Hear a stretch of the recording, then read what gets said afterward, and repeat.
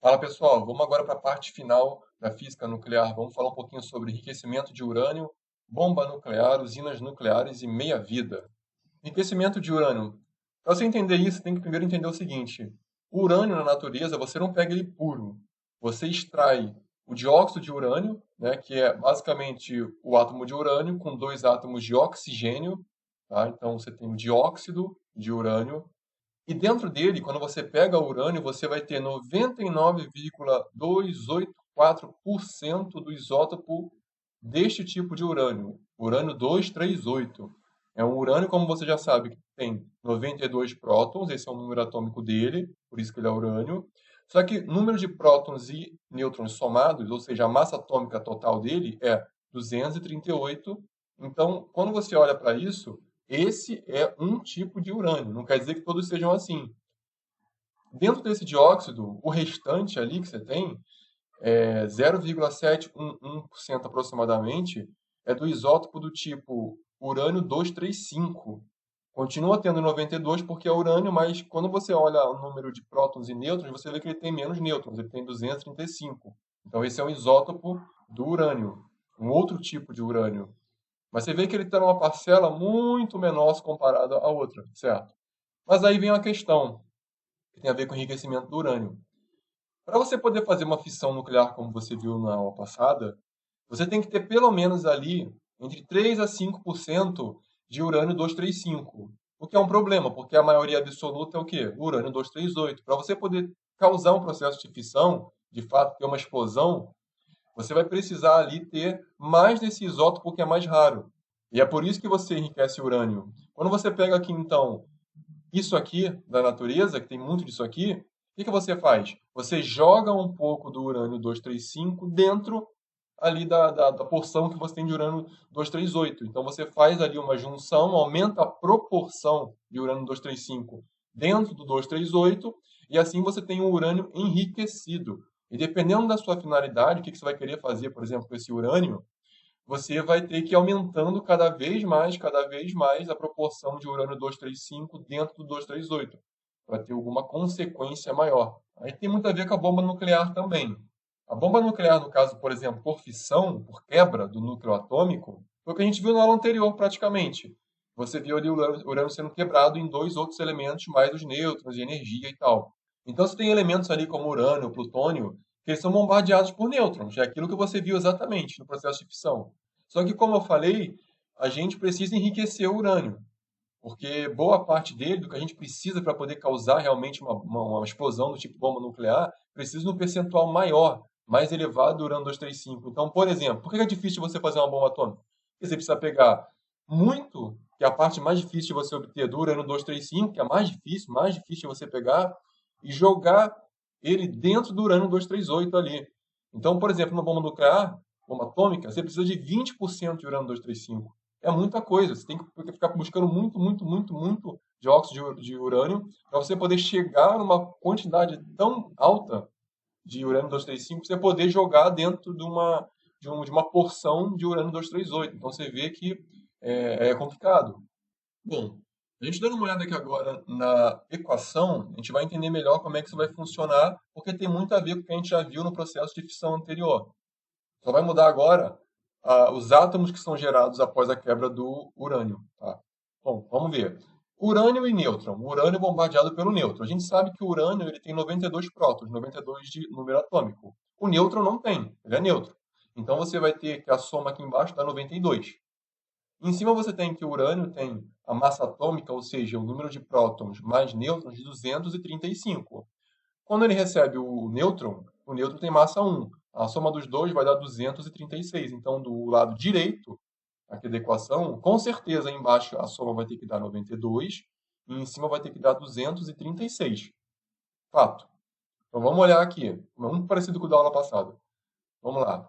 Agora, o urânio com o nêutron não vai gerar, como você viu no caso anterior, né, que era o bário e o criptônio. Agora é uma outra história.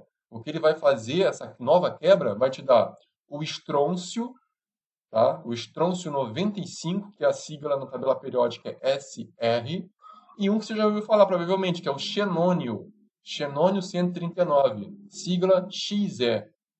Você vai ter então agora que o estrôncio tem 38 prótons e 95 de massa total, massa atômica de prótons mais nêutrons.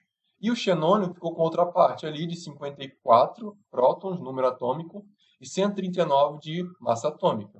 Quando você soma eles, você vai perceber que, igual no caso anterior, você não vai dar exatamente o que tinha antes, o 92 com 236.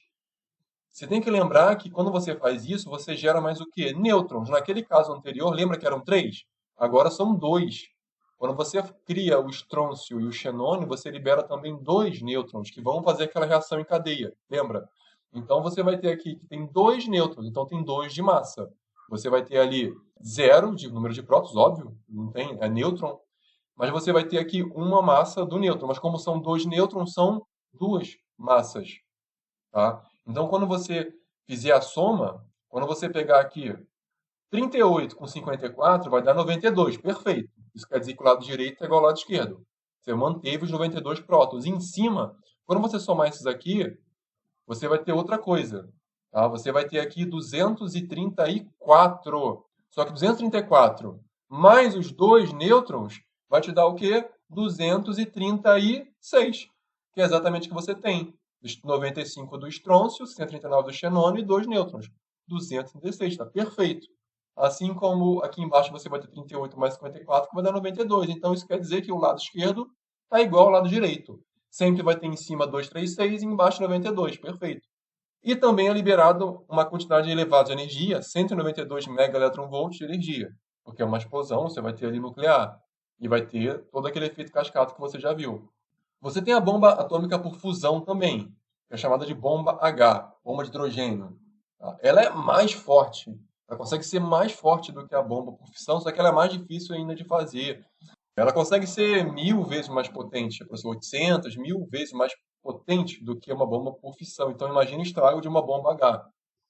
Bom, normalmente, como você precisa de uma energia muito elevada, só para você poder fazer a fusão do deutério com trítio, como você viu na aula anterior, a fusão nuclear, só para você poder fazer essa fusão, você tem que ter muita energia. E de onde vem essa energia? De uma bomba de fissão. Olha que doideira. Você pega uma fissão nuclear para poder ter energia suficiente para você poder fazer uma fusão. Isso para você ver como é que a fusão é difícil de fazer e a fusão demanda muita energia e libera muita energia. Bom, usinas nucleares ou termonucleares, elas se parecem muito com a termoelétrica.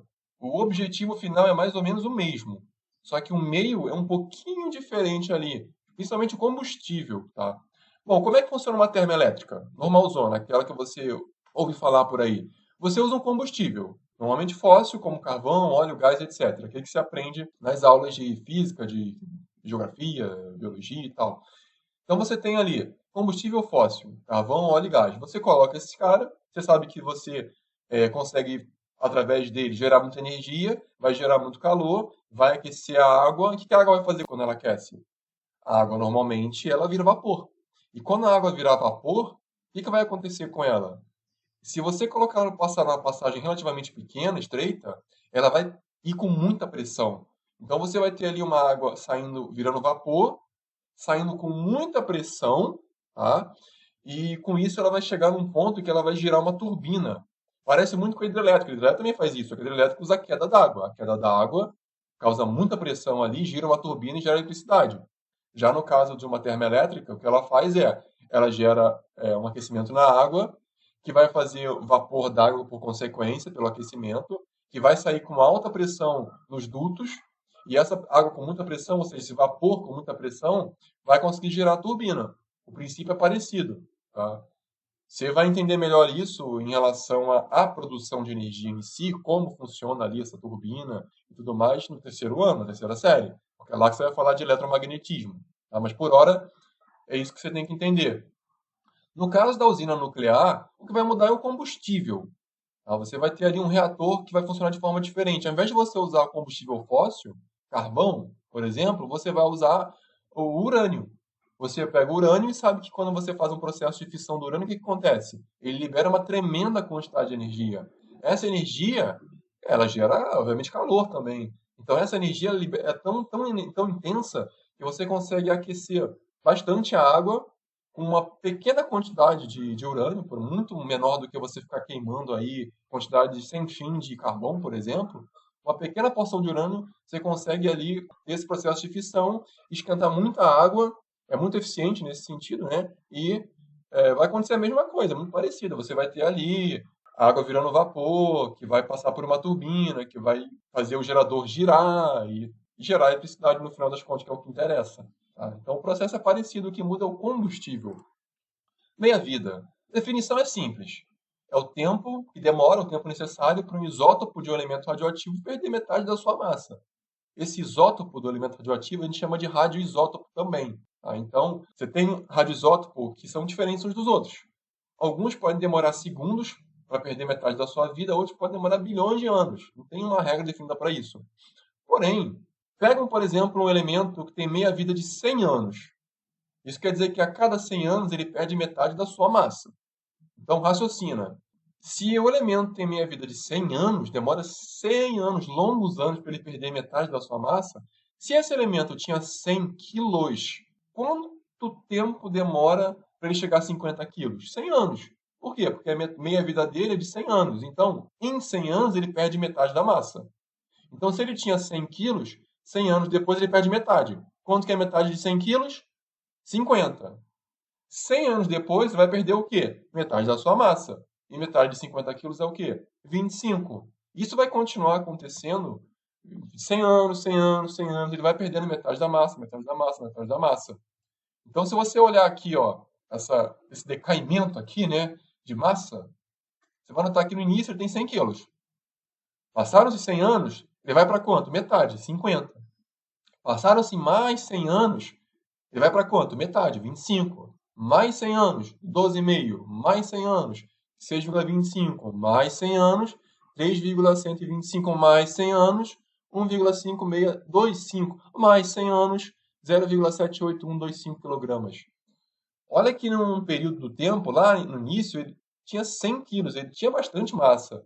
Só que ao passar dos anos, perdendo metade de sua massa, ele vai chegar num ponto que ele vai ter apenas 0,78125 quilogramas, ou seja, ele não chega nem a 1 quilo. Isso quer dizer que a cada 100 anos ele foi perdendo massa, metade, metade, metade da sua massa, até chegar num ponto de 0,78125 quilogramas só. Quanto tempo demorou esse processo? Bom, é só você olhar aqui a tabelinha que eu fiz.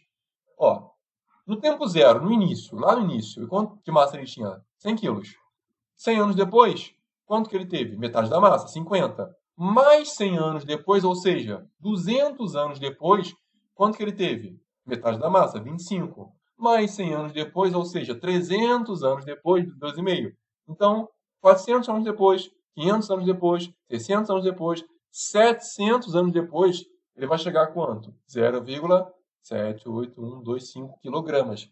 Então, você vai vendo que esse tempo vai se somando, né? Esse tempo vai somando, somando, somando, e com isso vai perdendo metade, metade da massa, até chegar naquele ponto. Então, resumindo, o elemento aqui, nesse caso, ele demora 700 anos para fazer o quê? Sair de 100 quilos e chegar a 0,78125 quilogramas. Aí uma pergunta e muito importante. Quantas meias-vidas se passaram? Isso é muito importante você diferenciar. Uma coisa é o tempo em anos. A gente sabe. Quanto tempo se passou? 700 anos. Mas quantas meias-vidas se passaram? Ora, uma meia-vida tem quantos anos? 100. Se foram 700 anos, foram quantas meias-vidas? 7. Para cada decaimento desse, para cada meia-vida dessa. Ou seja, 1, 2, 3, 4, 5, 6, 7. Né? 1, 2, 3, 4, 5, 6, 7. Então foram 7 meias-vidas. Esse elemento, né, ele foi sofrendo de queda, né, de massa, ou 700 anos. Tanto faz, mas você tem que compreender essas duas coisas, porque você vai usar ela agora. Tá? Bom, como é que você calcula, por exemplo, a meia-vida, a massa que ele teve depois de tantas meias-vidas, ou quantas meias-vidas se passaram, quantos anos se passaram? É possível você calcular isso. E não é tão complicado. A equação é a seguinte. Emisão é a massa que a gente chama de residual, que é a massa que sobrou. Massa residual é a massa que sobrou. Então, a emisão é quanto de massa que tem. Ele foi ali tendo comprometimento na massa. Ele foi tendo quedas de massa. Por quê? Porque as meias-vidas se passaram. Quanto de massa residual sobrou? Esse é a emisão. M0. M0 é a massa inicial. Massa inicial que ele tinha antes. Eu tenho um elemento que tem massa de 20 quilos. Essa é a massa inicial. Esse é o M0. Quanto que ele vai ficar depois de não sei quantas meias vidas ou anos, aí já é a massa residual. Então não pode confundir uma coisa com a outra. Você nunca pode fazer isso. Dividido por 2 elevado a x. Está vendo que tem uma potência? Tá? Tem uma potência aqui, 2 elevado a x. Não é 2 elevado a 2, 2 elevado a 4. Não é um número. É uma variável, é um x. X é o número de meias vidas. Cuidado, não são os anos que se passaram. São as quantidades de meias vidas. Como você viu na tabela anterior, que a gente contou, quantas meias vidas tinham? Ali tinham 7, porque foram 700 anos, e cada meia-vida era de 100 anos, tá? Então, vamos fazer exemplos, porque através dos exemplos você vai entender como é que você calcula cada coisa aqui. Considerando o caso anterior ali, que você tinha um elemento de 100 quilos de massa. Então, o M0 dele são 100 quilos. Tá aqui. E possui meia-vida de 100 anos. Então, a cada 100 anos, ele perde metade de sua massa. Quanto de massa ele terá após 400 anos? Então, ele quer saber o que? A massa residual. Ele quer saber quanto de massa sobra após os 400 anos. Tudo bem? Bom, a equação que você vai usar vai ser a mesma. M igual a M0 dividido por 2 elevado a x. O que você não pode errar aqui? Porque você já sabe, muito facilmente, que a massa inicial é de 100 kg, então o M0 é 100. Mas quem você vai colocar aí embaixo no x para achar a massa residual? X é o número de meias-vidas. Então você não pode nunca colocar o quê? 400. 2 elevado a 400. É um número absurdo, não é isso. X não é o número de anos que se passaram, os 400 anos. X é o número de meias-vidas. Tá? Mas como você sabe que foram 400 anos, quanto tem cada meia-vida? Cada meia-vida tem 100 anos. Então, se cada meia-vida tem 100 anos, 400 anos são quantas meias-vidas? São 4. Porque 4 vezes 100 vai dar quanto? 400. Então, x é igual a 4 meias-vidas. Vamos usar então aqui a equação para descobrir, colocando em cima M0, 100. 100 quilos é a massa inicial que o objeto tem. Como a gente sabe que foram 4 meias-vidas, então no lugar do x vamos colocar 4, que corresponde a 4 meias-vidas, os 400 anos. 100 em cima e embaixo, 2 elevado a 4. Lembra que 2 elevado a 4 é 2 vezes 2 vezes 2 vezes 2. É 2 vezes ele mesmo 4 vezes. Né? E 2 vezes 2, 4, vezes 2, 8, vezes 2, 16. Então, 16. 100 dividido por 16 vai dar quanto? 6,25 quilogramas. Então, essa é exatamente a massa que você tem naquela tabela. Se você observar, 400 anos depois, quanto que eu tinha de massa? 6,25. Então, dá para você ver que no cálculo você consegue chegar exatamente no mesmo valor. Então, 400 anos depois, ou seja, 4 meias-vidas depois, você chega a 6,25 kg de massa, quando antes você tinha quanto? 100. Exemplo 2. Qual é a massa inicial, sabendo que durante um período de 600 anos a massa do elemento diminuiu até 1,5625? Bom, agora você já sabe qual é a massa residual. A massa residual é o quê? 1,5625. Então, essa é a massa residual, o M. Agora você não sabe quem é a massa inicial, ou seja, você não sabe quem é o M0. Quanto que é a massa inicial? Não sei. Vai descobrir. E você sabe que se passaram 600 anos. E uma coisa que você já sabe é que, se nesse caso, nesse exemplo, se cada meia-vida tem 100 anos, 600 anos são quantas meias-vidas? São 6. Porque 6 vezes 100 vai dar quanto? 600 anos. Então, esse é o X. Então, a gente já tem o quê? Já temos o M, que é a massa residual. Temos o X, que são as meias-vidas, que são 6. Falta achar o quê? O M0. Vamos buscar ele agora, então. Equação é igual. M igual a M0 dividido por 2 elevado a x. Como a gente sabe que a massa residual é 1,5625, então no lugar do M, massa residual, 1,5625. Deixa o número lá. É feio, não importa, deixa ele lá. M0 a gente não sabe quem é. É a massa inicial que a gente vai descobrir. Então deixa a variável lá que é o M0. E embaixo a gente sabe que foram 6 meias-vidas, 600 anos. Então x igual a 6. No lugar do x entra 6. E você sabe que x, ali sendo 6, vai ficar 2 elevado a 6, que vai ser 2 vezes ele mesmo, 6 vezes. Então é 2 vezes 2 vezes 2 vezes 2 vezes 2 vezes 2. 2 elevado a 6. Tá? Então, se você viu que 2 elevado a 4 era 16, 2 elevado a 5 é quanto? 32. E 2 elevado a 6 é o dobro, que é quanto? 64. Então, a gente vai ter aqui 64 embaixo. Como o seu objetivo é achar o M0, a massa inicial, o 64 está dividindo ele. Se está dividindo, você já sabe, passa para o outro lado multiplicando. Então, o 64 passa para o outro lado multiplicando quem? Quem está lá, que é o 1,5625. Então, para achar o M0, basta fazer uma simples multiplicação agora. E você vai ver, quando você multiplica 1,5625 por 64, não por coincidência, você vai ter o quê? 100 quilos. Ué, a gente já sabe que nesse exemplo que a gente está dando, qual é a massa inicial do objeto? 100 quilos. Então, com certeza, o cálculo deu exatamente como deveria ser. Perfeito. Vamos a um último exemplo agora, que vai pedir agora uma outra coisa, que são os anos. Bom, vamos calcular os anos que se passaram para esse elemento com massa inicial. A gente já sabe que é M0 igual a 100 kg, que possui meia-vida de 100 anos, ter perdido tanta massa até chegar a uma massa residual de 12,5 kg. Então a gente já sabe tudo. Só falta achar agora quem? Qual é o tempo? Quantos anos se passaram até ele chegar a quanto? A massa residual de 12,5 kg. Então já temos M0, 100 kg, e já temos M, que é a massa residual, de 12,5 kg. Nós agora não temos o quê? X. Precisamos achar quem? O X. Observa aqui que a gente vai usar a mesma equação, pela terceira vez, não muda. Só está mudando o que a gente está buscando. Bom, considerando aqui que o M, massa residual, vale 12,5 e que o M0, que é a massa inicial, vale 100, vamos colocar aqui, ó, no lugar do M, 12,5. No lugar do M0, 100. Então vai ficar assim, 12,5 é igual a 100 dividido por 2 elevado a x. Queremos achar o x. Por quê? Porque o x é o número de meias-vidas, certo? Ele pode ter 1, 2, 3, 5 meias-vidas. Se eu achar o número de meias-vidas, eu acho o quê? Os anos, porque uma coisa está ligada à outra. Como ele pediu os anos, eu só preciso achar x. Vai ficar fácil depois. Então vamos lá. O que você pode fazer aqui para achar esse x? Primeiro, o x está aqui na potência. Ele é a potência do 2. E ele está embaixo. Primeira coisa que tem que fazer, jogar o 2 elevado a x para cima. E como é que a gente faz isso? Multiplica cruzado. Você pega o 2x e passa para o outro lado da igualdade multiplicando, ou seja, lá para cima. E pega o 12,5 que está aqui em cima, que só vai atrapalhar, e passa para o outro lado, multiplicando cruzado para onde? Para baixo. O 100 você não precisa mexer. Não vai te ajudar em nada a mexer o 100. Então o que você faz? Troca de lugar. Passa o 2x para cima na esquerda e passa o 12,5 para baixo na direita. Então, ó, você ficou com isso. Você vai ter agora uma forma que é 2x é igual a 100 dividido por 12,5. Essa conta dá para fazer. São só números.